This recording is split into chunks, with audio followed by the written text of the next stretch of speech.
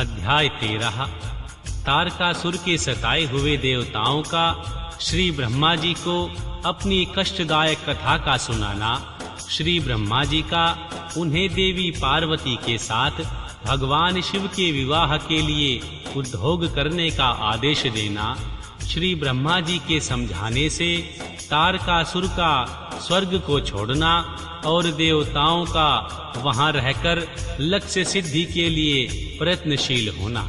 श्री सूत जी कहते हैं, तदनंतर नारद जी के पूछने पर पार्वती के विवाह के विस्तृत प्रसंग को उपस्थित करते हुए श्री ब्रह्मा जी ने तारकासुर की उत्पत्ति, उसके उग्र तप और मनोवांछित वर प्राप्ति तथा देवता और असुर सबको जीतकर स्वयं इंद्र पद पर प्रतिष्ठित हो जाने की कथा सुनाई। तत्पश्चात श्री ब्रह्मा जी ने कहा, तारकासुर तीनों लोकों को अपने वश में करके जब स्वयं इंद्र हो गया, तब उसके समान दूसरा कोई शासक नहीं रह गया। वह जितेंद्रिय असुर त्रिभुवन का एकमात्र स्वामी होकर अद्भुत ढंग से राज्य का संचालन करने लगा।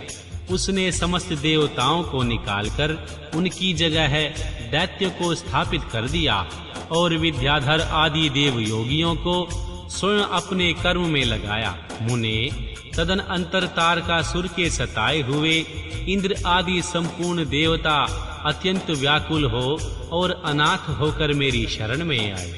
उन सब ने मुझ प्रजापति को प्रणाम करके बड़ी भक्ति से मेरा स्तवन किया और अपने दारुण दुख की बातें कही। प्रभो, आप ही हमारी गति हैं, आप ही हमें कर्तव्य का उपदेश देने वाले हैं और आप ही हमारे धाता एवं उद्धारक हैं। हम सब देवता तारकासुर नामक अग्नि में जलकर अत्यंत व्याकुल हो रहे हैं। जैसे सानीपात रोग में प्रबल औषधे भी निर्बल हो जाती है, उसी प्रकार उस असुर ने हमारे सभी क्रूर उपायों को बलहीन बना दिया। भगवान विष्णु के सुदर्शन चक्र पर ही हमारी विजय की आशा अवलंबित रहती है, परंतु वह भी उनके कंठ पर कुंठित हो गया।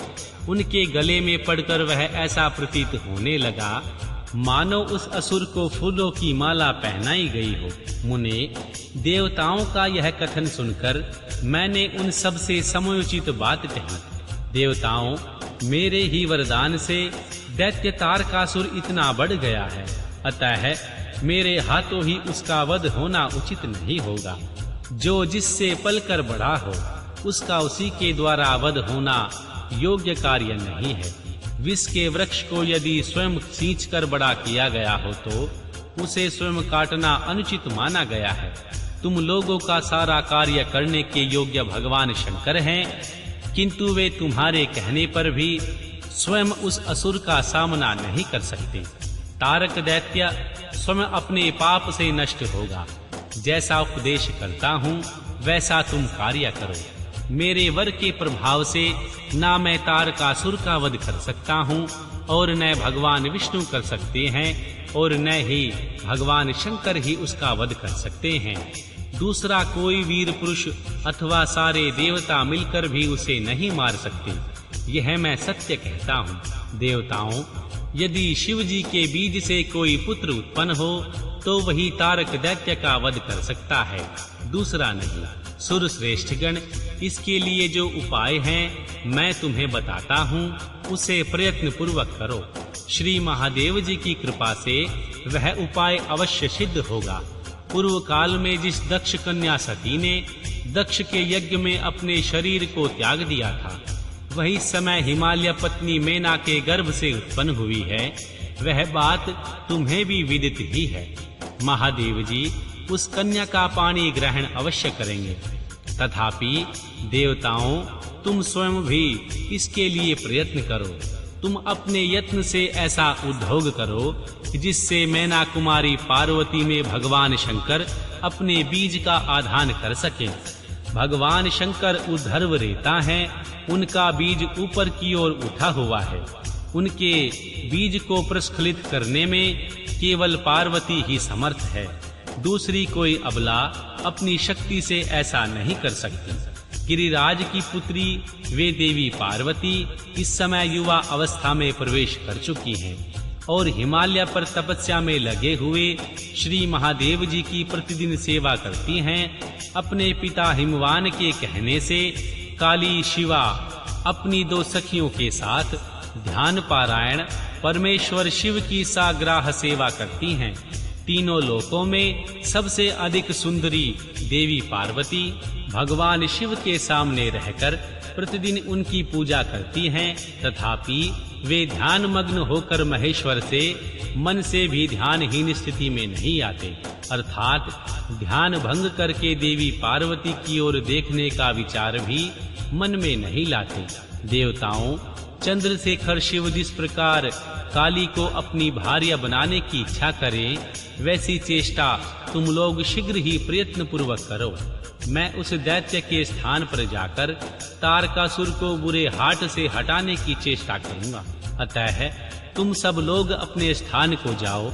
महर्षि नारद, देवताओं से ऐसा कहकर मैं शीघ्र ही तारकासुर से मिला और बड़े प्रेम से बुलाकर मैंने उससे इस प्रकार कहा, तारक, यह स्वर्ग हमारे तेज का सारत्व है, परंतु तुम यहाँ के राज्य का पालन कर रहे हो, जिसके लिए तुमने उत्तम तपस्या की है, उससे अधिक चाहने लगे हो। मैंने तुम्हें इससे छोटा ही वर दिया था, स्वर्ग का राज्य कदापि नहीं दिया था, इसलिए तुम स्वर्ग को छोड़कर पृथ्वी पर राज्य करो। सुरश्रेष्ठ, देवताओं के योग्य जितने भी कार्य हैं, वे सब तुम्हें वहीं सुलभ होंगे, इसमें अन्यथा विचार करने की आवश्यकता नहीं है। ऐसा कहकर उस असुर को समझाने के बाद मैं शिवा और भगवान शिव का स्मरण कर वहां से अदृश्य हो गया। तारकासुर भी स्वर्ग को छोड़कर पृथ्वी पर आ गया और शोषितपुर में रहकर वह राज्य करने लगा। फिर सब देवता भी मेरी बात सुनकर मुझे प्रणाम करके इंद्र के साथ प्रसन्नता पूर्वक बड़ी सावधानी के साथ इंद्रलोक में गए। वहां जाकर परस्पर मिलकर आपस में सलाह करके वे सब देवता इंद्र से प्रेम पूर्वक बोले, भगवान शिव की शिवा में जैसे भी काम मूलक रुचि हो, वैसा ही श्री ब्रह्मा जी का बताया हुआ सारा प्रयत्न आपको करना चाहिए। इस प्रकार देवराज इंद्र से संपूर्ण वृतांत निवेदन करके वे देवता प्रसन्नता पूर्वक सब ओर से अपने अपने स्थान पर चले गए। अध्याय 14 व 16। इंद्र द्वारा काम का स्मरण, उसके साथ उसकी बातचीत तथा उसके कहने से काम का भगवान शिव को मोह में डालने के लिए प्रस्थान। श्री ब्रह्मा जी कहते हैं, हे नारद, देवताओं के चले जाने पर दुरात्मा तारक दैत्य से पीड़ित हुए इंद्र ने कामदेव का स्मरण किया। कामदेव तत्काल वहां आ पहुंचा। तब इंद्र ने मित्रता का धर्म बतलाते हुए काम से कहा, मित्र, कालवशात मुझ पर असाध्य दुख आ पड़ा है, उसे तुम्हारे बिना कोई भी दूर नहीं कर सकता।